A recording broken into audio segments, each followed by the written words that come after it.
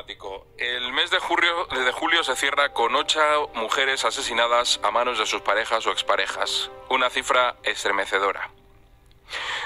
En los próximos minutos quiero recordarte algunos de esos crímenes machistas para hablarte del problema de violencia de género que sufrimos en España.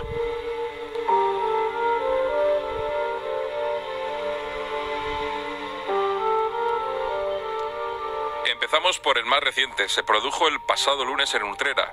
Su triste protagonista se llama Erika Vanessa, una nicaragüense de 22 años que fue asesinada a martillazos. La Guardia Civil ha detenido a su pareja. Esta mañana se ha guardado un emotivo minuto de silencio en la localidad sevillana.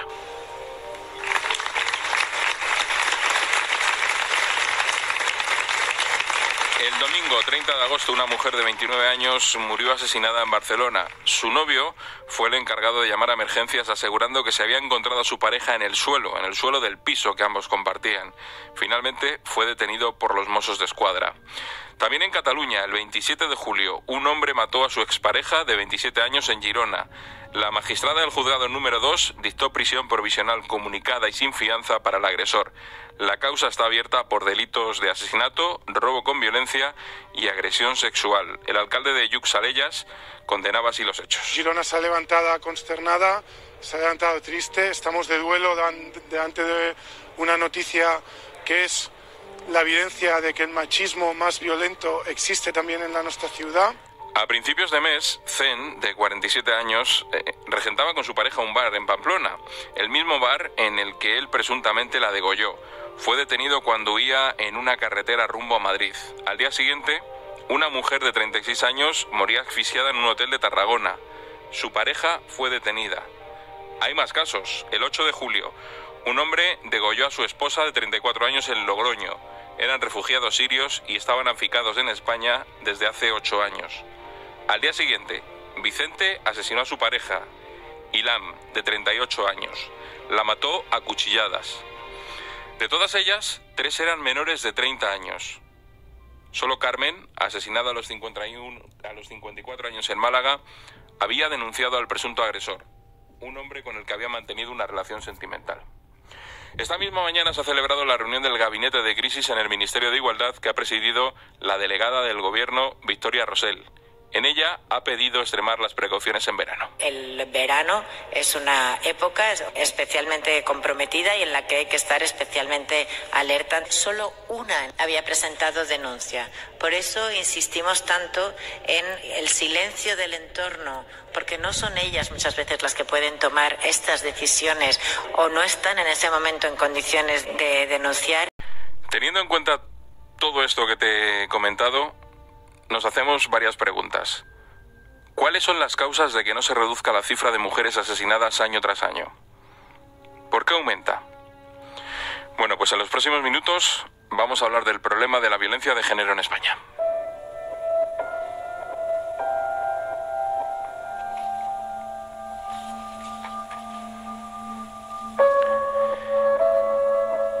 Quiero darte un dato que la verdad es preocupante. Si echamos la vista atrás, desde el año 2003 son 1.216 las mujeres que han sido asesinadas por sus parejas o exparejas. Por eso, cuando hablamos de ese tema, es muy importante poder escuchar a aquellas que han conseguido sobrevivir. Víctimas que ponen voz a un gran problema de nuestra sociedad. Personas con nombres y apellidos, como el de María Chaparro. No solo he ganado a nivel judicial, sino también he ganado a nivel moral. Entonces, para mí esta batalla está más que ganada. Pero hay algo que tengo muy claro, y es que visibilizar y luchar contra la violencia de género es imprescindible, y más aún viendo las cifras de mujeres asesinadas recientemente por violencia de género. Por eso en mi mente está seguir luchando. La vida de María Chaparro cambió de forma radical a causa de su maltratador. Recibía palizas a diario. Durante mucho tiempo, su integridad física y mental ha corrido un grave peligro. Tenía miedo. Todo lo que le pasaba llevó a que en su cabeza hubiera miles de preguntas sin respuesta. Vamos a intentar analizar un poco más esta cuestión y vamos a hablar con Gregorio Gómez, que es secretario y cofundador de la asociación ALMA, que lucha contra la violencia de género. Gregorio, buenas noches. Buenas noches. está claro que tenemos un problema. Lo que no sé es si sabemos cómo solucionarlo. Hombre, solucionar el problema de un día para otro es imposible. Este problema sobre todo, ¿no? Porque estamos hablando de algo que es basado en la educación, en la cultura. Pero que no se está haciendo bien las cosas, eso lo tengo yo muy claro. Muy claro, muy claro. Además, fíjate, acabas de poner a María. María te está diciendo que aparte de haber ganado judicialmente, no con poca facilidad, sino al contrario, con mucha dificultad, porque incluso la jueza llegó a archivar una denuncia que puso María por el maltrato continuado que su expareja le estaba haciendo a través de la pulsera de alejamiento, que parece que dice que esto les va a ayudar, pero también la utilizan ellos para hacerle daño. Pues la jueza lo archivó, incluso habiendo informes de Policía Nacional y del Centro Cometa diciendo que este hombre se saltaba todas las indicaciones que se hacían. Hay que cambiar muchas cosas. Eso te iba a decir, que el asesinato, desgraciadamente, es el último paso de un proceso. Y hay muchos puntos en los que se puede actuar antes, ¿no? Muchísimos puntos. Y hay que cambiar mucho, empezar a mejorar sobre todo la atención que reciben las víctimas. Hay que tener claro una cosa, que cuando una mujer llega a una comisaría, a un cuartel de la Guardia Civil, suelen llegar por un último acontecimiento que ha pasado. Pero ellas no son conscientes de muchos de los maltratos que han ido sufriendo. Una cosa que es espeluznante, que la mayoría de las mujeres no saben detectar, es cuando han sufrido violaciones en el ámbito de la pareja, por ejemplo. Y cuando tú les descubres realmente que han sufrido no una, sino cientos de violaciones en muchas ocasiones, pues se vienen más abajo todavía. Entonces no podemos pedirle a la policía que sean psicólogos. Necesitan un apoyo para poner esa denuncia, necesitan a alguien que le abra los ojos, que les explique qué situaciones han vivido o lo que ella está narrando, si es acorde a una situación de violencia, que seguramente te narran muchas cosas, pero no saben identificarlo ellas como violencia. Como digo, tú eres cofundador de la Asociación Alma. ¿Cómo trabajáis con las mujeres maltratadas? Bueno, pues se puede decir que no hay un protocolo fijo, ¿no? Sino que nosotros nos vamos adaptando a la situación de cada una de ellas. Depende del momento en que nos llegue, las circunstancias personales de ella, si cuenta con apoyo, no tiene apoyo, si tiene hijos e hijas con esa persona, si trabaja, no trabaja. Entonces, hay que amoldarse a la situación de cada una de ellas y ver qué necesidades tienen y apoyarlas en todo lo que ellas necesitan. Entiéndeme la pregunta. Evidentemente no busco una respuesta morbosa, ni busco ponerte en una situación compleja. Pero cuando se te sienta delante una mujer que ha sido maltratada, que te cuenta lo que ha sufrido, ¿sí? En algún momento a ti se te pasa por la cabeza, hay que sacarla cuanto antes de aquí porque puede ser la siguiente en la lista. Hombre, por supuesto.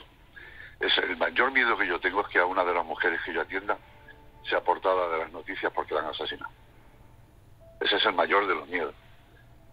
¿Por qué? Porque siempre vas a tener la pregunta de ¿he podido hacer algo más? ¿No? Entonces tendería yo a culpabilizarme de esa situación, en cierto modo. Lógicamente, nosotros, hay una premisa que tenemos en nuestra asociación y en la mayoría de las asociaciones que atendemos a víctimas de violencia de género.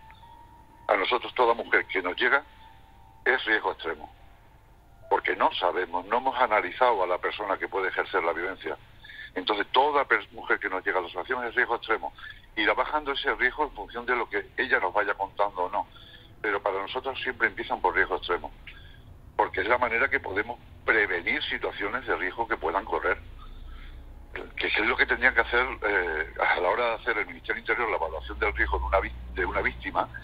Es lo que tendría que hacer era primero coger a ese posible hombre que está ejerciendo esa violencia y ponerlo delante de un equipo de psicólogos que lo analicen para ver si es factible de que pueda llegar a algo más. ¿Y estas mujeres llegan a perder el miedo alguna vez? Con el tiempo. Eso ocurre nada más que con el tiempo. Cuando ellas ya van recomponiéndose como mujer, empoderándose, pues pueden llegar a perder ese miedo, pero siempre es algo queda. Lo que hay que entender es que ellos no van a olvidar esa situación que han vivido, sino que van a aprender a vivir con ella. Lo que hay que hacerles ver es, bueno, pues que hay posibilidades de tomar en ciertas situaciones de muy alto riesgo, hay que tomar una serie de precauciones mayores, lógicamente. Pero en otras, pues bueno, pues pueden hacer relativamente una vida normal, ¿no? Lo que sí es importante es que se recompongan ellas, que ellas vuelvan a ser personas, porque cuando caen en las garras de los maltratadores, ellas dejan de ser ellas mismas, se convierten en marionetas en manos de estos hombres, ¿no? Y no pierden, como aquel que dice, las capacidades de toma de decisión, porque lo que hacen es sobrevivir. Realmente lo que hacen es sobrevivir. Cuando nosotros llegan a nuestra asociación les decimos que antes estaban viviendo para sobrevivir y ahora viven para ser felices y para ser libres. Eso es lo que hay que buscar. Pues Gregorio Gómez, secretario y cofundador de la Asociación Alma, ¿cuánto trabajo tenéis, desgraciadamente, y qué gran labor hacéis? Mucho por desgracia y en aumento. Y os digo que vamos a peor. Vamos a peor porque estamos normalizando la violencia, el uso de la violencia, que la violencia cuando hablamos de violencia la gente entiende por violencia lo que es un puñetazo, una agresión física. No, en el lugar más sagrado de nuestra democracia no para de existir todos los días lo que es la violencia verbal. Y eso termina normalizando la violencia, que ya lo juntamos con el discurso negacionista de la extrema derecha y es un caldo de cultivo perfecto para que vayamos en aumento. Y vamos en aumento porque es lo que estamos viendo en los centros educativos donde trabajamos también. Muchísimas gracias por atender la llamada de La Linterna, Gregorio. A vuestra disposición. Un saludo. De los 8 casos de asesinato del mes de julio, tan solo una mujer había denunciado. ¿Qué ocurre cuando se denuncia? Bueno, pues cuando se lleva a cabo esa primera denuncia por malos tratos se activa un sistema llamado Biogen. ¿Qué es esto? Bueno, es un sistema policial que se puso en marcha en el año 2007 y que se centraliza en el Ministerio de lo Interior. Su objetivo es dar seguimiento y protección a las mujeres víctimas de violencia de género y a sus hijos.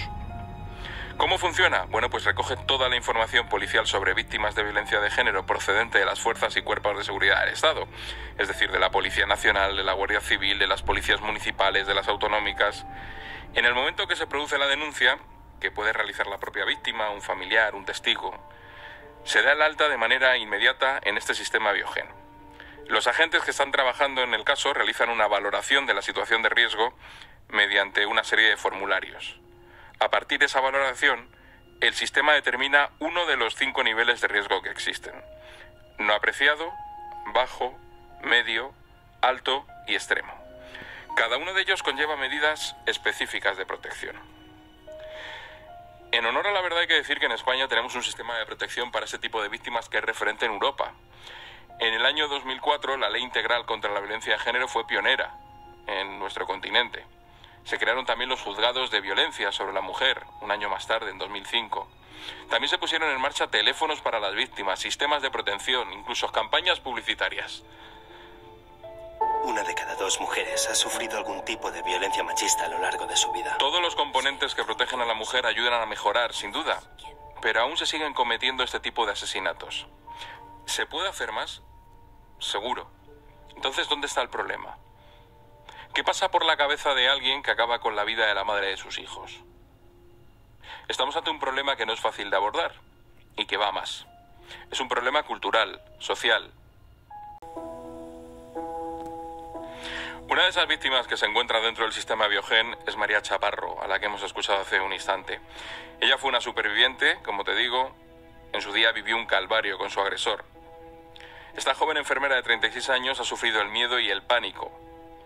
Desde que sufrió maltrato, María siempre ha intentado dar visibilidad por todos los medios para luchar contra la violencia de género.